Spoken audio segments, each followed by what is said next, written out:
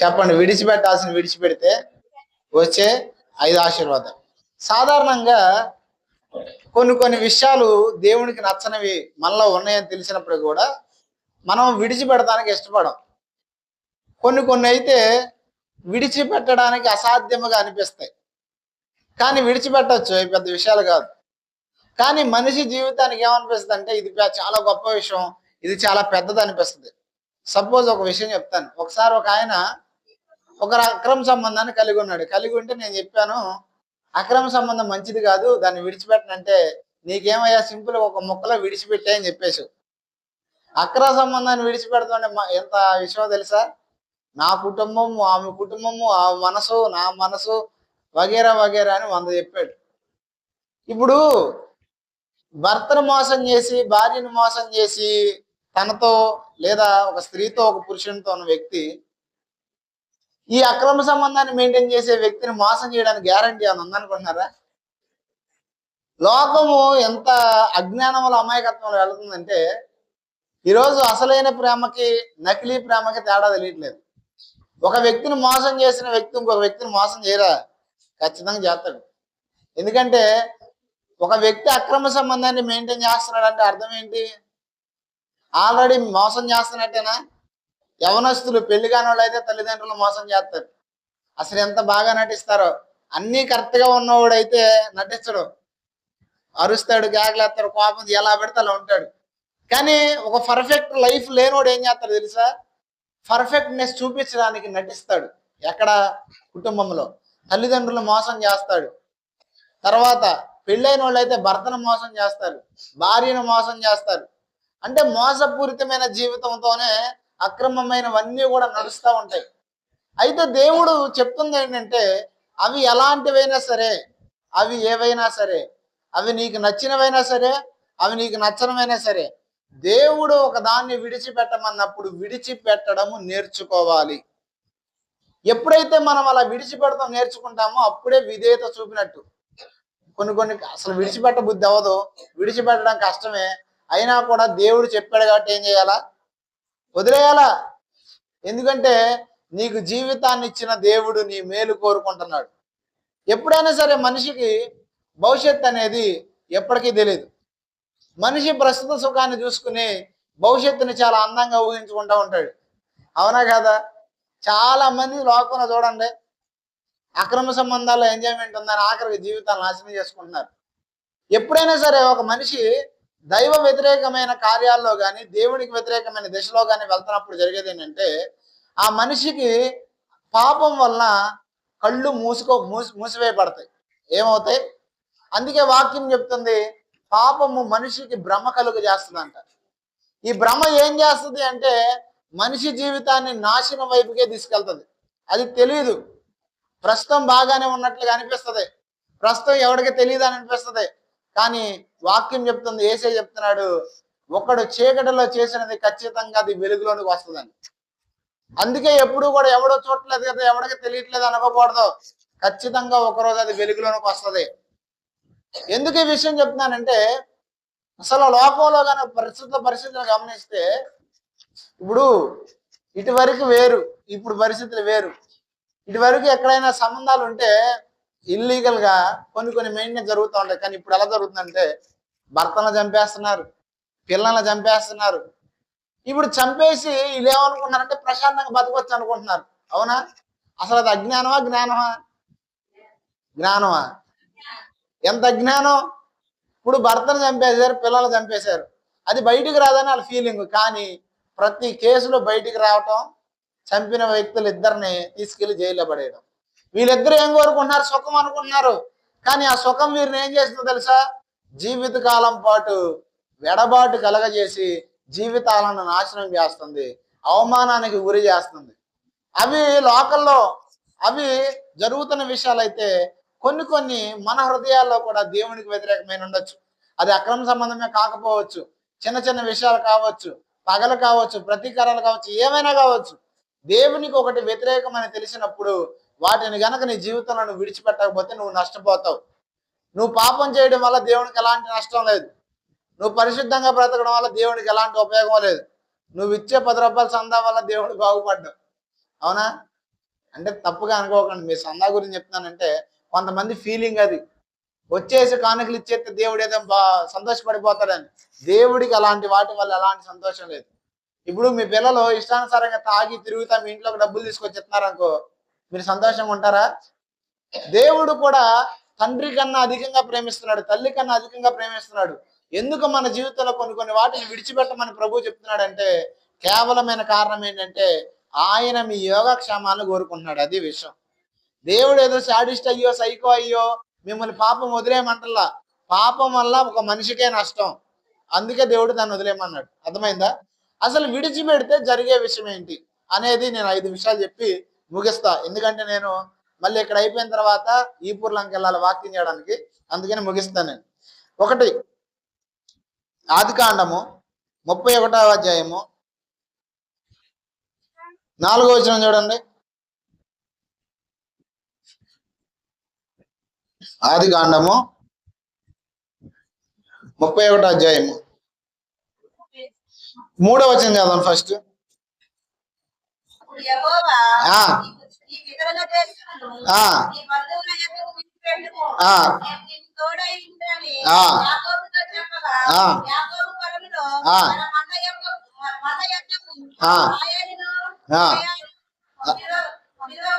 పిలువనంపించి చాలు ఆగండి. ఇక్కడ చూడండి, యాకోబు తన మామ దగ్గర నివసిస్తా అక్కడ సెటిల్ అయ్యాడు. ఒక రకంగా చెప్పాలంటే సెటిల్ అయితే దేవుడు ఏం చెప్తున్నాడంటే నువ్వు ఎక్కడైతే ఉన్నావో ఆ స్థలాన్ని విడిచిపెట్టి వెళ్ళిపో అంటున్నాడు. ఒక స్థలం నుండి ఇంకో స్థలానికి వెళ్ళడం అంటే మాటల. ఇప్పుడు ఇంకో విషయం చెప్తాను. చిన్నప్పటి నుంచి మనం ఒక వాతావరణంలో పెరిగి, ఇప్పుడు మీరు ఈ ఊర్లో పెరిగారు కదా, ఒక 10 రోజులు వేరే ఊర్లో ఉండాలనుకోండి, ఎలా ఉంటది? చాలా ఇబ్బందిగా ఉంటది. అలాంటి చూడండి, యాకోబుకి దేవుడు ప్రత్యక్షం అయ్యి ఇప్పుడు వరకు నువ్వు ఇక్కడ ఉన్నావు కదా, ఇక్కడి నుంచి వెళ్ళిపో అన్నాడు. అంటే నువ్వు మామ ఇంటిని విడిచిపెట్టి వెళ్ళు అని చెప్పాడు దేవుడు. చెప్పినప్పుడు జరిగిన విషయం ఏంటి తెలుసా? ఇప్పుడు మనలో మన మాట, ఆడవాళ్ళకి పుట్టిల్లు అంటే ఇష్టమా, అత్తిల్లు అంటే ఇష్టమా? 100లో 99 మంది ఆడవాళ్ళకి ఏమి ఇష్టం అంటే పుట్టిల్లే ఇష్టం. మా అమ్మమ్మ ఉండేది, పొద్దున్నే వాళ్ళ పుట్టింటికి వెళ్ళాలనుకో 5ంటికి లేచి పనులు మొత్తం చేసి, ఆటోలు కూడా వచ్చాయి కదా, ఆటో స్టాండ్లో ఆటోల కన్నా ముందెళ్ళి ఉండేది అక్కడ. పుట్టింటోళ్ళు అంటే అంత ప్రాణం మా అమ్మమ్మకి. మంచంలో పడిపోయినప్పుడు కూడా వాళ్ళ తమ్ముడిని ఏమన్నా అన్నారు అనుకో, వాళ్ళ తమ్ముడికి అంత 60 అంత ఉంటాయి. మీ తమ్ముడు పలానా సరదాగా అన్నాం అనుకో, మా తమ్ముడు అన్నదని లేచేది. అంటే పుట్టింటోళ్ళు అంటే అంత ప్రాణం. ఇప్పుడు యాకోబు అత్తగారింట్లో సెటిల్ అయ్యాడు. ఇప్పుడు అత్తగారిల్లు అంటే ఎవరికి ప్రాణం? వాళ్ళ భార్యలకు ప్రాణం. ఇప్పుడు వాళ్ళ అత్తగారింట్లోనే ఉన్నారు వాళ్ళు. అయితే ఇప్పుడు యాకోబుకి దేవుడు విడిచిపెట్టమన్నాడు, కానీ విడిచిపెట్టి వెళ్ళడానికి యాకోబు ఒక్కడి పర్మిషనే కాదు, ఎవరి పర్మిషన్ కూడా కావాలా? యాకోబు ఒక్కడే కాదు కదా వెళ్ళేది, తన భార్య, తర్వాత ఇంకొక భార్య, తన పిల్లలు కలిసి వెళ్ళాలా. అంటే వారి సమ్మతం కూడా కావాలా. మరి ఇప్పుడు దేవుడు చెప్పాడు కదా, మరి వాళ్ళు లోబడతారా అంటే దేవుడు చెప్పిన దానికి విధేయత చూపించాలనుకున్నాడు యాకోబు.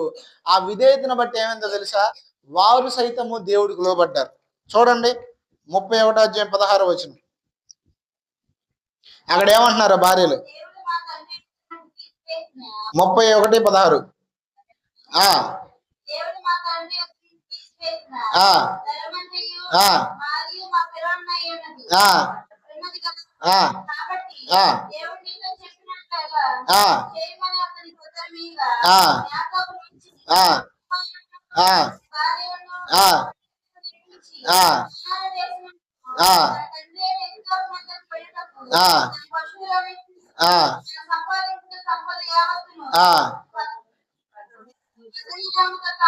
చాలు, ఇక ఆపేసేయండి, సరిపోద్ది. ఇక్కడ చూడండి, ఇక్కడ భార్యలు ఏమన్నారు? కాబట్టి దేవుడు నీతో చెప్పినట్లే చెయ్యి అంటే పరిస్థితులు మారవు అనుకున్నాడు యాకోబు. పరిస్థితులు ఎలా అనుకున్నాడు, కానీ దేవునికి లోబడినప్పుడు ఏమైందో తెలుసా?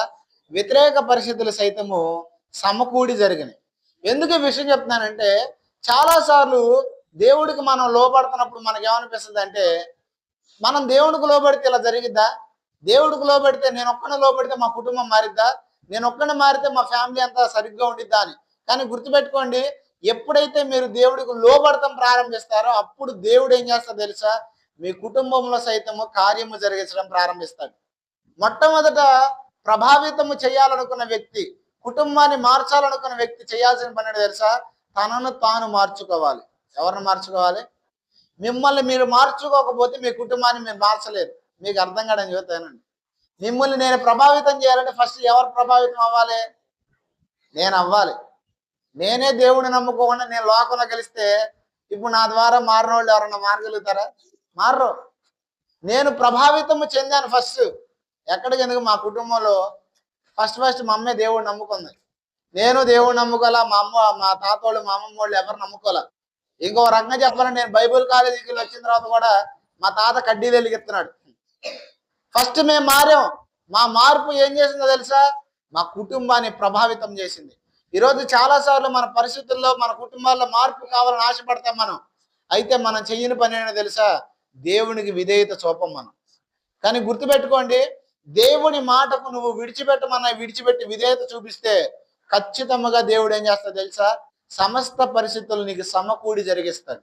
అందుకే వాక్యం చెప్తుంది, తన సంకల్పం చొప్పున పిలువబడిన వారికి దేవుడు మేలు చేయడానికి సమస్తము సమకూర్చి ఏం చేస్తాడంట, సమస్తము సమకూడాలంటే నీలో ఏముండాలి? ఫస్ట్ ఏముండాలా? దేవుడికి లోబడే మనసు ఉండాలి. విడిచిపెట్టవలసినవి విడిచిపెట్టాలనే ఆలోచన ఉండాలి. అప్పుడు జరిగేది ఏంటంటే సమస్తము సమకూర్చబడి జరిగింది. ఫస్ట్ పాయింట్ ఏంటి? దేవుడు విడిచిపెడితే దేవుడే సమస్తం సమకూర్చి మీ జీవితంలో జరిగిస్తాడు. రెండవ పాయింట్ చూద్దాం. విడిచిపెట్టినప్పుడు కొన్ని మన జీవితంలో ఏం జరుగుతుంది అనేది చూద్దాం. 3వ అధ్యాయము ఆదికాండమే 31వ అధ్యాయము 23వ వచనం చూడండి.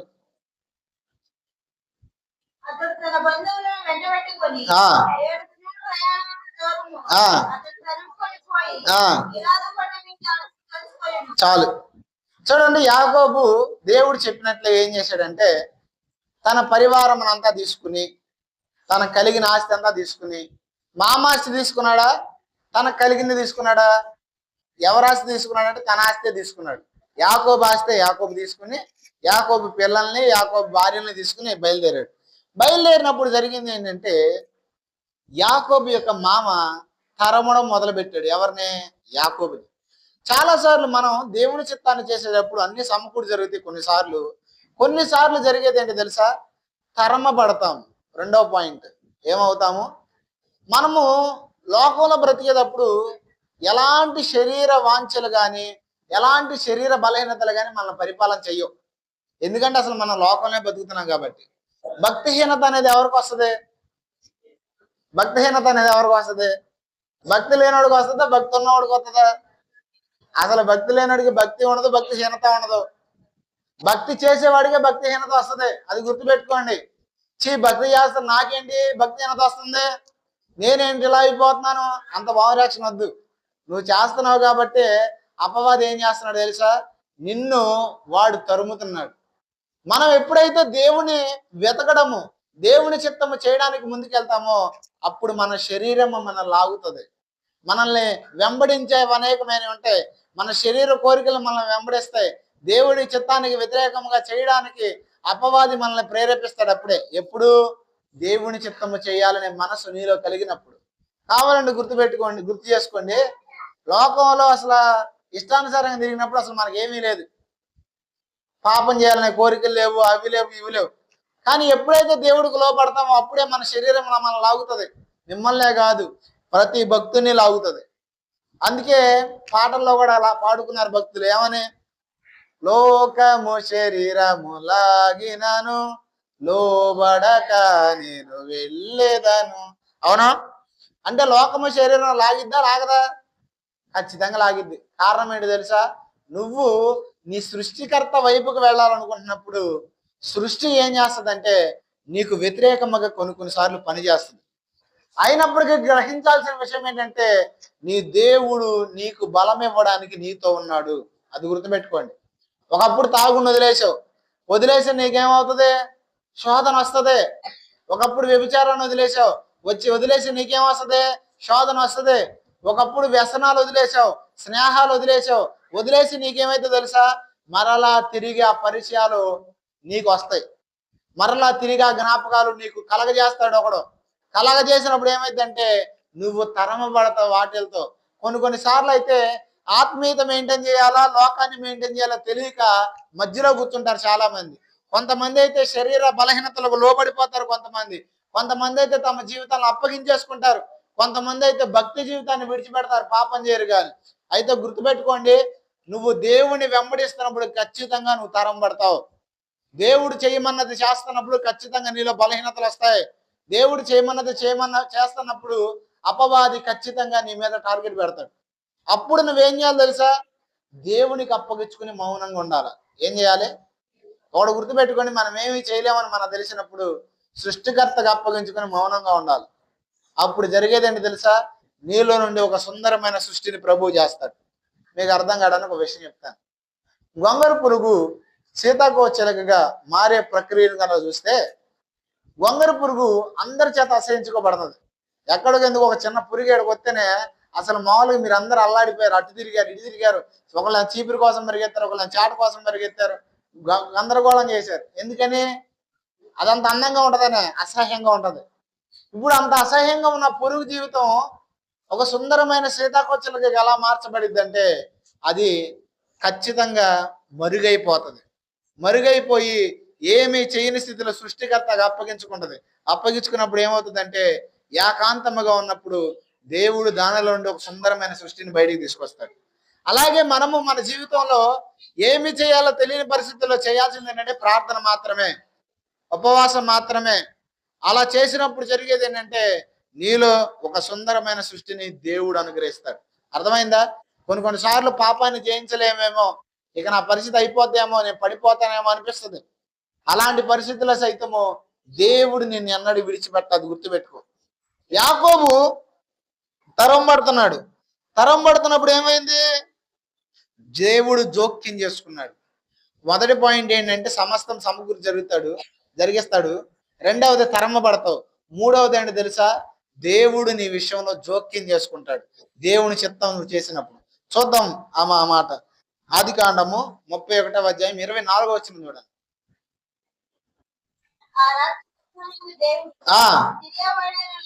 ఆగండి. ఎవరిని దర్శించాడు? ఎవరైతే తరుముతున్నారో, ఎవరి చేత అయితే యాకోబు తరమబడుతున్నాడో ఆ వ్యక్తిని దేవుడు దర్శించాడు.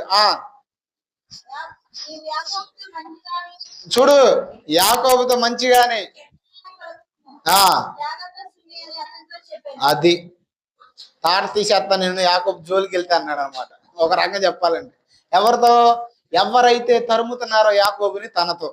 అంటే ఇక్కడ మనం గ్రహించాల్సిన విషయం ఏంటంటే, మన దేవుడు జీవం కలిగిన దేవుడు. ఒకసారి చెప్పండి, నేను ఆరాధిస్తున్న దేవుడు జీవము కలిగినవాడు. ఆయన ఏదో ఒక నామకార్థంగా మనం వచ్చి మొక్కి వెళ్ళిపోయాడు కాదు, ఏదో ఒక మత సంబంధమైన దేవుడు కాదు, ఏదో ఒక మనుషులు సృష్టించిన దేవుడు కాదు. ఆయన ఎవరో తెలుసా?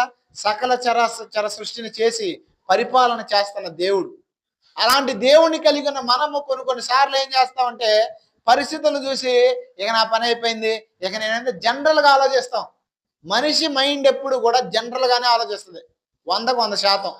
కానీ ఆత్మీయులైన మనము జనరల్గా ఆలోచించకూడదు. అందుకే వాక్యం చెప్తుంది, మీ విశ్వాసము మనుషుల జ్ఞానమును ఆధారం చేసుకొనక దేవుని శక్తిని ఆధారం చేసుకొని ఉండాలా. పరిస్థితులన్నీ అయిపోయినాయి, ఇక ఏముందలే, ఇక మా బతుకులు అయిపోయినాయి అనుకోకూడదు. దేవుడు తలుచుకుంటే ఏమైతే తెలుసా, ఎండిపోయిన ఎముకల్ని మహాసైన్యముగా మారుస్తాడు. ఎలా మారుతాడు? ఎండిపోయినాయి అంట ఎముకలు, అయిపోయిన వాటి పరిస్థితి, కనీసం దేహం కూడా లేదు, వాటి మీద నరాలు లేవు, మాంసం లేదు, ఏమి లేదు. కళ్ళు ఉన్నాయా? అసలు చచ్చిపోయిన వాడు బతకడం అంటే వేరే విషయం, ఆర్గాన్స్ అన్ని ఉంటాయి కాబట్టి. కానీ ఎండిపోయినాయి, అసలు లేనికి పనికిరావు. కొన్ని ఎండిపోయి అస్థి పంజరాలు కూడా లేవు. ఒక ఎముకేమో క్రాప్ ఆ చివర, ఒక ఎముకేమో క్రాప్ ఈ చివర, తలకాయ ఏమో అటు, కాళ్ళు ఏమో ఇటు పడిపోయి ఉండే పరిస్థితులు అయ్యి. ఇక పరిస్థితులు సమకూడవు. దేవుడు అడిగాడు ఎవరినే? యెహెజ్కేలుని, ఏమని? బతుకుతాయా ఏమన్నా అని. యెహెజ్కేలుకి ఏం అర్థం కాల. చచ్చిపోయినంటే లేపుతాడేమో కానీ దేవుడు ఇలాంటి పరిస్థితులను కూడా బాగు చేయగలడా అనుకున్నాడేమో. బహుశా అయ్యా నాకైతే తెలియదు, నీకే తెలియాలన్నాడు. అప్పుడు దేవుడు ఏం చేశాడు తెలుసా? ప్రవచించు, మరలా తిరిగి అవి బతుకుతాయి అన్నాడు. అప్పుడు ప్రవచించంగానే జరిగింది ఏంటంటే ఆ ఎండిపోయిన ఎముకలు తిరిగి మనుషులుగా మారలా, మహాసైన్యముగా మారినాయి. అంటే ఒక పనికిరాని దాన్ని దేవుడు ఏం చేశాడు తెలుసా? యోధులుగా, సైన్యముగా మార్చాడు. కారణం ఏంటో తెలుసా? దేవుని వాక్కు విన్నాయి ఆ ఎముకలు. ఈరోజు నీ స్థితిగతులు ఏవైనా ఉండొచ్చు, నువ్వు దేని చేత అయినా తరమబడచ్చు. ఒకవేళ పరిస్థితుల చేత తరమబడచ్చు, పాపము చేత తరమబడచ్చు. తరమబడి నీ ఆత్మీయత నువ్వు కోల్పోయావా, లేదా కోల్పోయే స్థితిలో ఉన్నావా? అయితే దేవుడు ఈ ఉదయకాల సమయంలో నీతో చెప్తున్న మాట, నేను నీ విషయంలో జోక్యం చేసుకుని మరలా తిరిగి నేను జ్ఞాపకం చేసుకుంటాను అంటున్నాడు. ఖచ్చితంగా తిరిగి మహాసైన్యముగా మారుస్తానని వాగ్దానం చేస్తున్నాడు. యాకోబు జీవితంలో తరమబడ్డాడు. చూడండి ఎంతమందిని వేసుకెళ్తున్నాడు ఆడు. చూడండి 31-23 అతడు తన బంధువులను వెంట పెట్టుకుని 7 దినాల ప్రయాణం అంత దూరం జరిగాడంట. కారణం ఏంటి? యాకోబుని అసలు మామూలుగా అయితే వేసేసి వాళ్ళ పిల్లల్ని తెచ్చుకుందామని ఊపిలో వెళ్ళాడు ఎవరో, లాబాను. కానీ దేవుడు ఏం చేశాడు తెలుసా? యాకోబు జీవితంలో దేవుడు మాట్లాడింది యాకోబు విన్నాడు కాబట్టి యాకోబుకి వ్యతిరేకంగా ఏమీ చేయకుండా చేశాడు. ఈరోజు నేను చెప్తున్నాను, నీ కష్టం నీ జీవితాన్ని నాశనం చేయదు, నీ శ్రమ నీ జీవితాన్ని నాశనం చేయదు, నీ పరిస్థితులు నీ జీవితాన్ని నాశనం వైపు తీసుకెళ్ళవు. నీ పరిస్థితులు ఒకవేళ అలా కనపడవచ్చు, అయితే దేవుడు ఈరోజు నీకు ఇస్తున్న వాగ్దానం ఏంటంటే తప్పకుండా నేను నీ జీవితంలో జోక్యం చేసుకుంటాను. హల్లెలూయా. అర్థమైందా? 3 విషయాలు చెప్పాను. ఒకటి, సమస్తము సమకూరు జరిగిస్తాడు. రెండవది, మనము కొన్ని విషయాల తరం పడతాం. మూడవది, దేవుడు జోక్యం చేసుకుంటాడు. 4వ విషయం ఏంటంటే దేవుడు తన దూతను నీతో ఉంచాడు. ఈ విషయం గుర్తుపెట్టుకోండి. ఎవరైతే దేవుని చిత్తము చేయాలని ఆశ ఉంటుందో, దేవుని చిత్తం వైపుకు ముందుకు వెళ్తారో, మనకు కనపడకుండా ఆత్మ ప్రపంచంలో జరిగే విషయం ఏంటంటే దేవదూతలు మనతో ఉంటాయి. మీకు అర్థం కావడానికి విషయం చెప్తాను. డిసెంబర్ నెలలో బాగా బిజీగా ఉన్నాను. నేను బిజీగా ఉంటే తెలంగాణలో డేట్ ఇచ్చాను వాకింగ్ చేయడానికి. డేట్ ఇస్తే అక్కడికి వెళ్ళడానికి ఆటోలు కానీ బస్సులు కానీ సౌకర్యం లేదు. ఆ రోజు నైట్ మీటింగు, నాకు రేపు తెల్లారి మీటింగ్ ఉంది, మళ్ళీ రాత్రికి మీటింగ్ ఉంది. ఇప్పుడు నేనేం చేయాలా? ఆడకి ఇంచుమించు ఇక్కడ నుంచి 250 కిలోమీటర్లు. తెల్లారి ఒక మీటింగ్ తీసి వస్తానని చెప్పాను. అప్పుడు నేనేం చేశానంటే బైక్ వేసుకుని బయలుదేరి బైక్ వేసుకుని వెళ్ళినప్పుడు మంగళగిరి దాకా వెళ్ళా. అంటే 30 కిలోమీటర్లు వెళ్ళా దగ్గర. ఇంకా ఎన్ని కిలోమీటర్లు ఉంది? 220 కిలోమీటర్లు ఉంది దగ్గరగా ఉంటే కారోడు ఏం చేశాడంటే రాంగ్ రూట్లో వచ్చాడు. రాంగ్ రూట్లో వస్తే నేనేం చేశానంటే పక్కకు తప్పించే బండి. ఎంత స్పీడ్లో ఉందంటే ఒక 70-80 స్పీడ్లో ఉంది. హైవేలో మెల్లగా వెళ్తారా, స్పీడ్గా వెళ్తారా? 70-80 అంటే పెద్ద స్పీడ్ ఏం కాదు. హైవేలో 100-90 అంటే స్పీడు. 70-80 మ్యాక్సిమం వెళ్తాను. తప్పిస్తే జరిగింది ఏంటంటే పెద్ద గొయ్యిలు ఉన్నాయి. పడతాం గొయ్యిలో బండి ఇలా పైకి లేచింది. ఒక 5-6 అడుగులు ఎత్తు, ఒక 5-6 అడుగులు ఈడ్చుకుంటూ అవతాలకి వెళ్ళింది బండి. నేనేం పల్టీలు కొట్టుకుంటే అవకాడ పడ్డా. నాకు చెయ్యి డోక్కుపోయింది, కాలు కడ డోక్కుపోయింది, తలకేం అవ్వలేదు. దేవుని కృప హెల్మెట్ పెట్టుకున్నాను. ఈ చెయ్యి మాత్రం ఇలా రావట్లేదు. అంటే ఇలా రాలా అసలు. ఇది ఇలాగే ఉంది. ఇలా కదలతలే చేతులు, ఏళ్ళు కదలట్లా. ముందు ఇట్ట కూడా కదలట్లా. ఇప్పుడు మీరైతే ఏం చేసేవాళ్ళు చెప్పండి? మీరే కాదు, నాకైనా ఏం చేయాలో తెలియలే. ఆ టైంలో చిన్న ప్రార్థన చేశాయ్యా, నేను అక్కడ మీటింగ్ వెళ్ళాలి, నేను వస్తానని మాట ఇచ్చా. సేవకుడు ముందే చెప్పాడు, నేను పేదోడిని అయ్యా, 50,000 ఖర్చు పెట్టుకుని మీటింగ్ పెడుతున్నాను, మీరు వస్తారని చెప్పాడు. సరే అని చెప్పేసి ఏం చేయాలో తెలియలేదు. వాళ్ళైనా ఏం చేయగలుగుతారు? యాక్సిడెంట్ అయిందంటే వాళ్ళు ఏం చేయలేరు కదా. సరేలే అయ్యా ఈసారి వద్దురులే అంటారు, ఒక మాట అయిపోద్ది. నేను ఏం చేయాలో తెలియని పరిస్థితుల్లో చిన్న ప్రార్థన చేసే, తండ్రి ఏం చేయాలో అర్థం కావట్లేదు అయ్యా అని ప్రార్థన చేస్తే దేవుడు నా హృదయంలో ఒక మాట జ్ఞాపకం చేస్తున్నాడు. ఏంటంటే నీ బలహీనతలు ఏందే నా శక్తి పరిపూర్ణం అవుతుంది వెళ్ళు అని. నేను అప్పుడు వెంబడి తడువు చేయకుండా వేరే వాళ్ళు ఎవరో వచ్చి బైక్ లేపి పక్కన పెట్టారు నా బండి ఇంజిన్ స్టార్టింగ్ లోనే ఉంది. ఇక ఏం ఆలోచించుకునే బండి ఎక్కాను. క్లచ్ వేయడానికి నా చెయ్యి రావట్లేదు. ఇక బలవంతంగా పడుకుని ఎలాగో అలా చెయ్యి బలవంతంగా క్లచ్ మూసి ఒక గేర్ వేసి స్టార్ట్ చేసి, ఒక గేర్ వేయగానే బండి కదిలింది. ఇక తర్వాత ఒక గేర్ ఎత్తే ఇంకో గేర్కి అవసరం బండి ఆటోమేటిక్ గా ఇంజిన్ వేసుకుంటూ వెళ్ళిపోవచ్చు. ఏది ఎక్సలెటర్ రేజింగ్ని బట్టి వెళ్ళిపోయాను. దాదాపుగా 6ంటికి వెళ్ళాల్సిన నేను 2ంటికి వెళ్ళా. అయిపోయింది మీటింగ్ అంతా అయిపోయిన తర్వాత ఒక వారం రోజుల తర్వాత నేను ప్రార్థనలో ఉంటే దేవుడు నాకు ఒక దర్శనాన్ని చూపిస్తున్నాడు. దర్శనంలో నేను పడుతున్నప్పుడు దేవుడు తన హస్తంతో ఇలా పట్టుకుని ఇలా పడుకోబెట్టినాడు చూశాను. లేకపోతే అంత గొయ్యిలో పడితే కనీసం కాలో చెయ్యో ఎరగాల, బండికి కూడా చిన్న డ్యామేజ్ అవ్వాలి. అంటే నేను ఎందుకు చెప్తానంటే కొన్నిసార్లు మనకు తెలియదు దేవుని అదృశ్య హస్తం ఏం చేస్తుందంటే మనకు కాపుదలగా ఉంటది. ఎవరైతే దేవుని యందు భయభక్తులు కలిగి ఉంటారో వారికి దేవుడిచ్చే ఒక గొప్ప ధన్యత ఏంటి తెలుసా? దూతలను వారికి కావలిగా ఉంచుతాడు. అందుకే వాక్యం చెప్తుంది, యెహోవా యందు భయభక్తులు గల వారి చుట్టూ ఆయన దేవదూతలు ఎలా ఉంటాయంట? కావలిగా ఉంటాయంట. ఈ వాక్యము నమ్మదగింది. యాకోబు జీవితంలో కూడా దేవుడు ఏం చేశాడు తెలుసా? ఈ వాక్యాన్ని నెరవేర్చాడు. చూడండి, ఆది కాండము 32వ అధ్యాయము 1వ వచనం.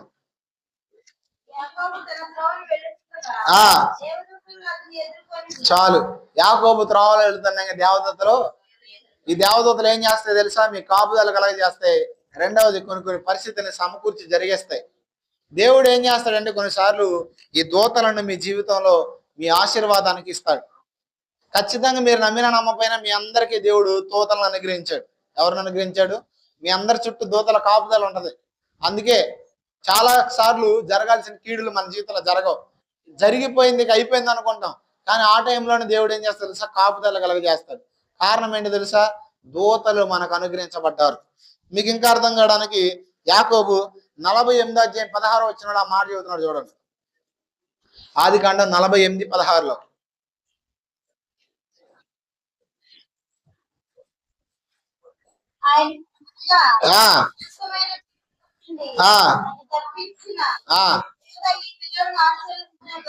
ఆగు, సమస్త కీడుల నుంచి ఏమి తప్పించిందంట?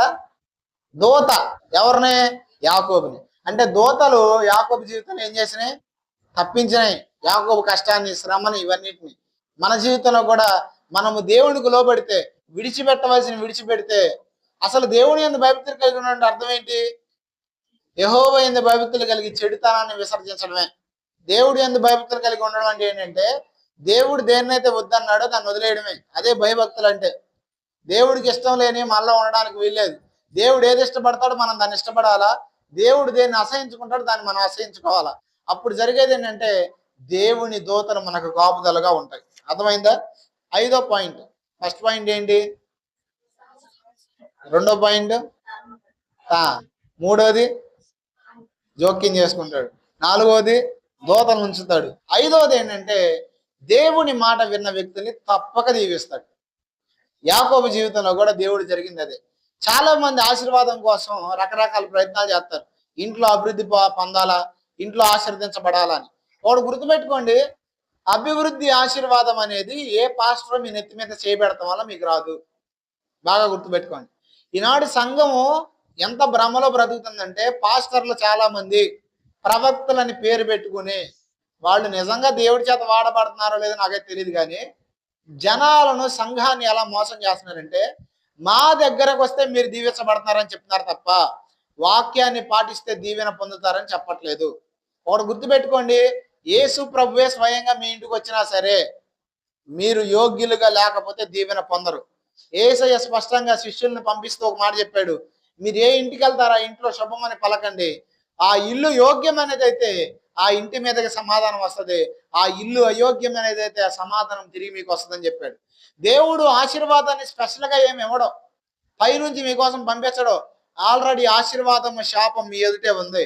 దాన్ని మీ క్రియల ద్వారా మీరు స్వతంత్రించుకుంటారు. దేని ద్వారా? వాక్యాన్ని ఎవరైతే పాటిస్తారో వారు మాత్రమే దీవించబడతారు. వాక్యముని పాటించని వారి జీవితాల్లో వారు దీవెన పొందరు. ఆశీర్వాదం కోసం మీరు ఎక్కడెక్కడికో పరిగెత్తాల్సిన అవసరంలా. మీరు కనుక వాక్యానుసారమైన జీవితాన్ని జీవిస్తే జరిగేది ఏంటంటే తప్పకుండా మీరు ఉన్న చోట దీవించబడతారు. యోసేపుని ఏ పాస్టర్ గారిని ఎత్తి మీద చేయబెడితే దీవెన కలిగింది యోసేపుకి? యోసేపు ఏ చర్చికి వెళ్తే ఆశీర్వాదం వచ్చింది?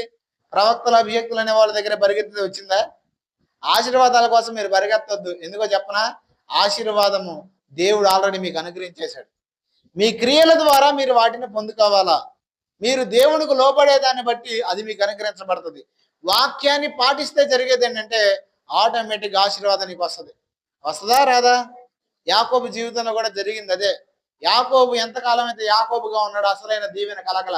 కానీ యాకోబు ఇశ్రాయేలుగా మార్చబడినప్పుడు జరిగింది ఏంటంటే అసలైన ఆశీర్వాదాన్ని యాకోబు పొందుకున్నాడు. చూడండి, మీకు ఆ వచనం చూపిస్తాను.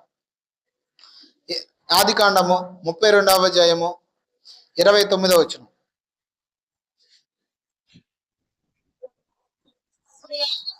ఆ ఆ ఆ ఆ చాలు. ఇది సందర్భం ఏంటంటే, దేవుడు యాకోబు పెనుగులాడతారు కదా, దేవునితో పోరాడాడు అని ఉంటది. ఆ సందర్భంలో యాకోబు దేవుడిని అడుగుతాడు, నీ పేరు ఏంటి అని. దేవుడు కూడా యాకోబుని ఏమడుగుతాడు తెలుసా, నీ పేరు ఏంటి అని. అప్పుడు నా పేరు యాకోబు అంటే, నువ్వు ఇక నుంచి యాకోబు కాదు ఇశ్రాయేలువి అని తనను దీవిస్తాడు. అంటే దేవుని మాట విని విడిచిపెట్టి వచ్చినందుకు దేవుడు ఏం చేశాడు తెలుసా, యాకోబుని ఆశీర్వదించాడు. ఈరోజు నేను చెప్తున్నాను, ఖచ్చితంగా దేవుడు నిన్ను ఆశీర్వదిస్తాడు. దేవుడు నిన్ను ఎన్నడు విడవల. కొన్ని పరిస్థితులు నిన్ను విడిచినట్టు నీకు అనిపించవచ్చు. అయితే నేను చెప్తున్నాను, ఎంతవరకు నడిపించిన దేవుడు మధ్యలో నిన్ను విడిచిపెట్టడో. దేవుడు మనల్ని ఎప్పటి నుంచి చూస్తున్నాడు తెలుసా, తల్లి గర్భంలో మనం కణముగా ఉన్నప్పటి నుంచి చూస్తున్నాడు. ఎక్కడి నుంచి? ఇంకా డీప్గా వెళ్తే, మనము తల్లి గర్భమందు రూపించబడక ముందే మనల్ని ఎరుగున్నాడంట దేవుడు. తల్లి గర్భంలో మీకు విషయం చెప్పనా, మీతో పాటు కొన్ని కోట్ల కణాలు బయలుదేరినాయి తండ్రిలో నుంచి తల్లిలోనికి. బయలుదేరినప్పుడు దేవుడు మిమ్మల్ని చూశాడు కాబట్టి మీరు భూమి మీదకి వచ్చారు. లేకపోతే ఇంకో కణం కనుక తల్లిలోనికి ప్రవేశించుంటే, అంటే ఇదంతా సైన్స్ ఎందుకు లేని చెప్పట్లేదు, ఇంకొకళ్ళు వచ్చేవాళ్ళు. కానీ తల్లి గర్భమందు నిన్ను చూశాడు కాబట్టి ఈరోజు శ్యామ్ కుమార్ అనే నేను ఇక్కడ ఉన్నా, ఇంకొకళ్ళు అనే పేరు కలిగిన మీరు ఇక్కడ ఉన్నారు. అప్పుడు చూసిన దేవుడు ఇప్పుడు చూడకుండా ఉంటాడా? ఖచ్చితంగా చూస్తున్నాడు. అయితే ఆశీర్వాదం మీరు పొందాలంటే, దేవుడు అనుగ్రహించిన సంపూర్ణంగా మీ జీవితంలో జరగాలంటే, దేవుడు వద్దన్నే వదిలేయండి. దేవుడికి నచ్చని వాటిని విడిచిపెట్టండి. అవసరమైతే మనుషులను వదిలేయండి. దానికోసం ఏం చేయాలా? మనుషులను వదిలేయాలి. ఎప్పుడో తెలుసా, దేవుని చిత్తానికి ఇది వ్యతిరేకమని చెప్పినప్పుడు. షడ్రకు మేషకు అబేద్నెగోలు కానీ దానియేలు కానీ వారి ప్రభుత్వానికి ఎప్పుడైనా తిరుగుబాటు చేశారా? ఎక్కడా చేయలా. లోబడ్డారు. బానిసలుగా ఉన్నప్పటికీ కూడా ఆ రాజ్యము మేలు పొందడానికి వారు ఏం చేశారు? ప్రయాసపడ్డారు. వాళ్ళు విద్య నేర్చుకున్నారు. కానీ ఎప్పుడైతే దేవునికి వ్యతిరేకమైన క్రియ జరిగించమని ప్రేరేపించాడో రాజు, అప్పుడు రాజుని సైతము రాజ్యాన్ని సైతము ఎదిరించడానికి సిద్ధపడ్డారు. ఈరోజు మన జీవితాల్లో కుటుంబంలో కొందరు వ్యక్తులు అయి ఉండొచ్చు, మనకి నచ్చని కొన్ని విషయాలు అయి ఉండొచ్చు, మనకి నచ్చిన కొన్ని విషయాలు అయి ఉండొచ్చు. దేవుని చిత్తానికి ఒకటి వ్యతిరేక మందిరిస్తే దాన్ని విడిచిపెడదాం. అప్పుడు దేవుడు తప్పకుండా మనల్ని దీవిస్తాడు. అర్థమైందా? ఈ 5 రకాల ఆశీర్వాదాలు అనుగ్రహిస్తాడు దేవుడు. ఈ 5 రకాలైన కృపలతో మిమ్మల్ని దీవించును గాక.